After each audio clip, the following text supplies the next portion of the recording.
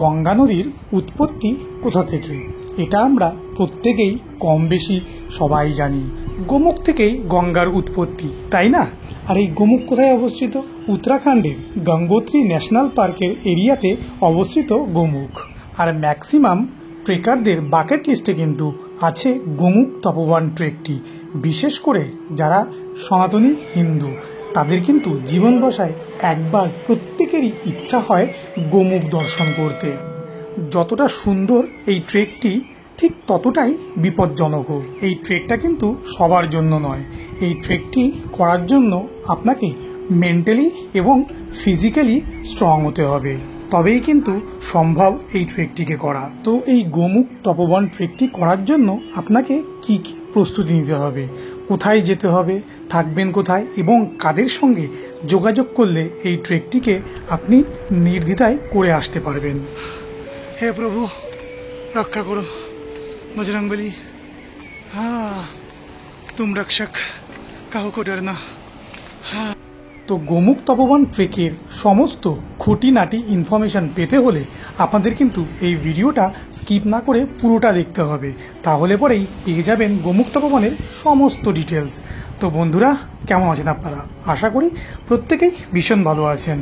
তো আমার প্রত্যেকটা বন্ধুর কাছে একটাই অনুরোধ, যদি চ্যানেলটিকে এখনও সাবস্ক্রাইব না করে থাকেন, চটপট চ্যানেলটিকে সাবস্ক্রাইব করে বেল আইকনটি প্রেস করে নিন, যাতে আমার সমস্ত ভিডিও নোটিফিকেশন সবার আগে পৌঁছে যায় আপনাদের কাছে। প্রত্যেকটা ট্রেকারের কাছে প্যাকিং কিন্তু একটা গুরুত্বপূর্ণ বিষয়। আপনাকে সব দরকারি জিনিস নিতে হবে, একটা জিনিসও যেন ভুল না হয়। তার সঙ্গে লক্ষ্য করতে হবে আপনার ব্যাগ যেন বেশি ভারী না হয়। তার কারণ বেশি ভারী ব্যাগ হলে পরে আপনার ট্রেকিং করতে কষ্ট হবে, আর ব্যাগ ভারী হলে পরে সেই ক্ষেত্রে কিন্তু আপনাকে ওটারও নিতে হতে পারে অতিরিক্ত টাকা খরচা করে। তো আগের দিন রাতে ব্যাগ প্যাকিং করে পরের দিন সেই ব্যাগ নিয়ে আমি চলে এলাম অফিসে। অফিস শেষ করার পরেই অফিস থেকে বেরিয়ে আমি এক্সাইড মোড় থেকে নিয়ে নিলাম বাস হাওড়া যাওয়ার জন্য, কারণ আমার ট্রেনটি হলো হাওড়া থেকে। আর এক্সাইড মোড় থেকে সব থেকে ভালো বাস হাওড়া আসবার জন্য E1। গোমুখ তপোবন ট্রেকটি শুরু হয় কিন্তু গঙ্গোত্রী থেকে। আর এই গঙ্গোত্রী আপনারা কলকাতা থেকে কিভাবে পৌঁছবেন? হাওড়া থেকে প্রত্যেকদিন দুটো ট্রেন যায় হরিদ্বার বা দেরাদুন। একটি হলো দুন এক্সপ্রেস, অন্যটি হলো উপাসনা। এছাড়া আপনারা চাইলে হাওড়া থেকে দিল্লি, দিল্লি থেকে হরিদ্বার বা দেরাদুন আসতে পারেন। ট্রেন ছাড়াও আপনারা ফ্লাইটে করেও আসতে পারেন কলকাতা থেকে দেরাদুন। তো আরও একটা নতুন জার্নি শুরু হয়ে গেছে। যেমনটা আপনাদের বলেছিলাম, এবারের ট্রেকটা হতে চলেছে গোমুখ তপোবন। আমি এখন দাঁড়িয়েছি হাওড়া স্টেশনে, আর এটা হলো দুন এক্সপ্রেস। 8:25-এ 8 নম্বর প্ল্যাটফর্ম থেকে ছাড়বে দুন এক্সপ্রেস হাওড়া থেকে ঋষিকেশের জন্য। হাওড়া থেকে ট্রেনে উঠেই মাথাটা হয়ে গেল খারাপ। আমার সিটের উপরে কেউ রসমালাইয়ে রস ফেলে গেছে। রসমালাই রেখে যায়নি আমার খাওয়ার জন্য, কিন্তু রসটা ফেলে আমার সিটটার পুরো পিন্ডি চটকে দিয়ে গেছে। তো যাই হোক, ক্লিনিং স্টাফকে ডেকে সিটটাকে ক্লিন করালাম। কিন্তু আমার কো প্যাসেঞ্জারগুলো, উফ ভগবান, আমার কপালে জোটায়ও বেশ। কো প্যাসেঞ্জারগুলো হয়েছিল একদম মার্কা মারা। তো যাই হোক, দুর্গাপুর থেকে একটা ফ্যামিলি উঠলো। তারা রিকোয়েস্ট করলো আমাকে লোয়ার বাথটা ছেড়ে দিয়ে পাশে একটা লোয়ার বাথে চলে যেতে, কারণ তাদের একটা সিট অন্য জায়গাতে পড়েছিল। রাত দুপুরে আর সেখানে শিফট করলাম না। পরের দিন ঘুম থেকে উঠে সিট এক্সচেঞ্জ করলাম। আর এই সিট এক্সচেঞ্জ করার পরেও সেখানকার যে কো প্যাসেঞ্জারগুলো পেলাম সেগুলো তো আরও খারাপ। একটা তো এই হাজব্যান্ড ওয়াইফ সমানে হাওড়া থেকে উঠেই নিজেদের মধ্যে ঝগড়া করেছে, আবার কান্নাকাটিও হচ্ছে। এইসব করতে করতে একটা দিন একটা রাত তো পেরিয়ে গেল। শুধু এখানেই শেষ নয়, রাত্রেবেলা বাথরুমের মধ্যে গিয়ে গাঁজা খাচ্ছিলেন, সেখানেও জিআরপি ধরলো, কান ধরে এনে সিটে দিয়ে গেল। ভাগ্যি ভালো ফাইনটা করেনি। আর এই যে আমার অপোজিট সিটে সাইড লোয়ার বাথে বসে রয়েছে দুজন ভদ্রমহিলা আর একজন ভদ্রলোক, একটা সিটে 3 জন আর এসি।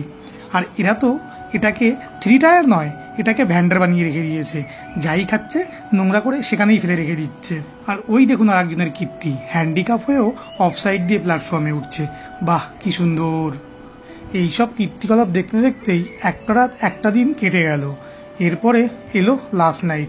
এই নাইটটা গেলে পরেই আমি বাঁচি। ও বাবা, লখনৌ থেকে উঠলেন আর এক মহাশয়, এরকম বড় বড় দুটো ক্যান নিয়ে। তার সঙ্গেও আমার 2-4টে কথা কাটাকাটি হয়ে গেল। যাই হোক, লখনৌতে এসেছি আর লখনৌ বিরিয়ানি খাবো না। রাতের ডিনারটা সারলাম লখনৌ বিরিয়ানি দিয়ে।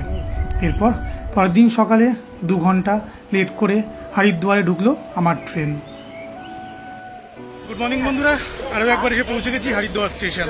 ট্রেন প্রায় 2 ঘন্টার মতো লেট ছিল, 7টার মধ্যে হরিদ্বার পৌঁছে দিয়েছে। আর এখান থেকে আমি যাব গঙ্গোত্রীতে। যেমনটা আপনারা জানেন যে এবার আমি ট্রেক করতে চলেছি গোমুখ তপোবন। আর গোমুখ তপোবন ট্রেক কিন্তু স্টার্ট হয় গঙ্গোত্রী থেকে। বেসিক্যালি যে এজেন্সির সঙ্গে যাচ্ছি তারা দেরাদুন থেকে পিক আপ অ্যান্ড ড্রপ করে, বাট তাকে রিকোয়েস্ট করেছিলাম যার জন্য তারা রাজি হয়েছে আমাকে হরিদ্বার থেকে পিক আপ করার জন্য। যেহেতু আমি দুন এক্সপ্রেসে এসেছি আর দুন এক্সপ্রেস হরিদ্বার অবধি আসে অ্যান্ড তারপর ঋষিকেশ যায়, তো সেই জন্য রিকোয়েস্ট করে তারা চলে এসছে এখানে। এখান থেকে 8টার সময় গাড়ি ছাড়বে। গোমুখ তপোবন ট্রেকটা আগে কিন্তু নিজেরাই করা যেত, যেটা এখন আর করা যায় না, 2 বছর হয়ে গেল। ফাইনালি হরিদ্বার থেকে আমাদের গাড়ি ছেড়ে দিয়েছে আর হরিদ্বার থেকে এখন যাব দেরাদুন হয়ে গঙ্গোত্রী। কারণ আমাদের একজন কো প্যাসেঞ্জার আছে যে দেরাদুন থেকে উঠবে। তো সেই বেসিক্যালি একটাই জিনিস হলো যে দেরাদুন ঘুরেই যেতে হচ্ছে। দেরাদুন না ঘুরে যেতে হলে পরে প্রায় 30 কিলোমিটার মতো হয়তো সেভ হতো। যেহেতু কো প্যাসেঞ্জার যাবে তো সুতরাং দেরাদুন হয়ে গঙ্গোত্রী যেতে হবে। যেতে যেতে মেবি সন্ধ্যাই হয়ে যাবে। আজকে গিয়ে গঙ্গোত্রী দর্শন পাবো কিনা বলতে পারছি না। হরিদ্বার নেমে সকালে কিছু খাইনি, সুতরাং খিদে পেয়েছিল। দেরাদুন নেমে সেখান থেকে একটা ম্যাগি বানিয়ে প্যাক করে নিলাম আর গাড়িতে বসেই সেই ম্যাগিটা খেয়ে নিলাম। দেরাদুন থেকে মসুরি হয়ে এখন আমরা যাচ্ছি উত্তরকাশীর দিকে। এখন আমি দাঁড়িয়ে আছি উত্তরকাশীর মেরাডে। আর এখান থেকে গঙ্গোত্রী 162 কিলোমিটার, হর্ষিল 141 কিলোমিটার, আর এখান থেকে দায়রা বুগিয়াল 106 কিলোমিটার। উত্তরকাশী এখান থেকে 66 কিলোমিটার। এখন ঘড়ির কাটায় টাইম হচ্ছে 1:15। আমরা এখন মেরাডে এসে দাঁড়িয়েছি লাঞ্চের জন্য।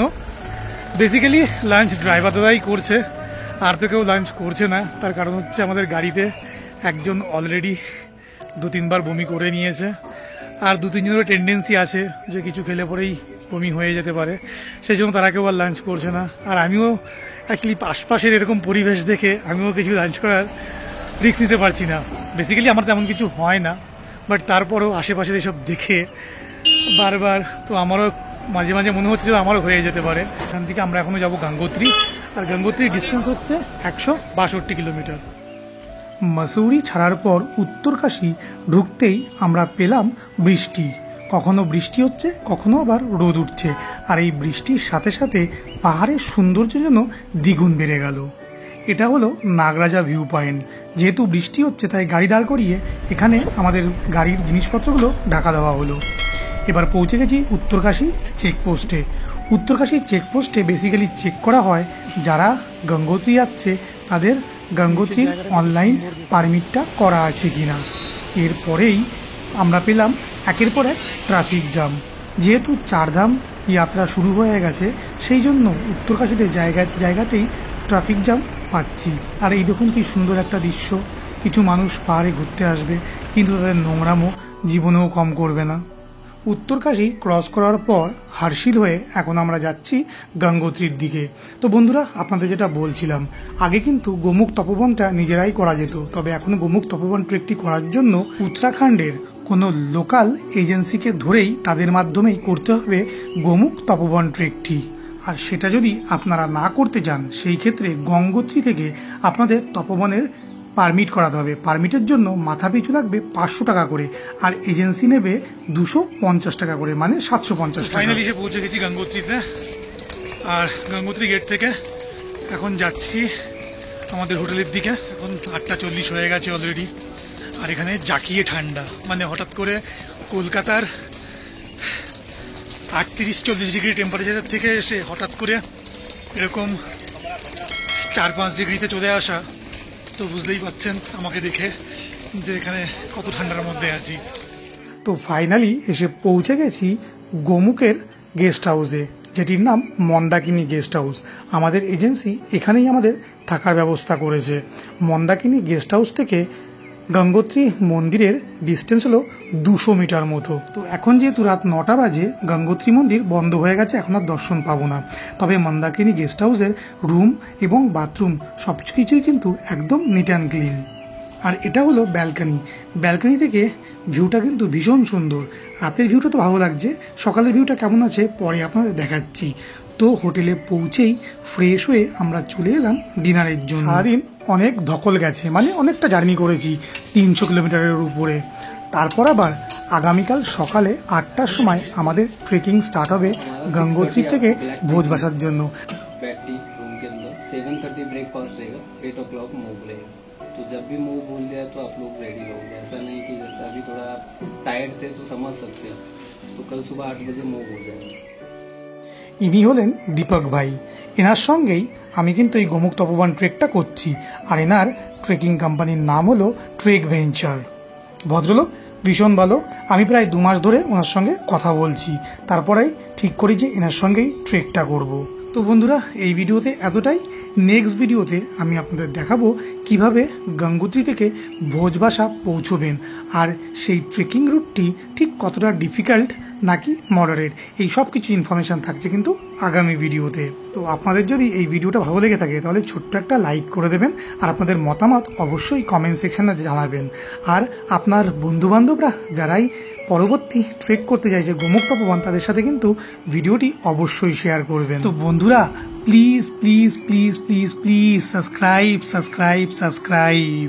তো প্রত্যেকে নিজের খেয়াল রাখবেন, সুস্থ থাকবেন, ভালো থাকবেন। জয় হিন্দ, জয় ভারত।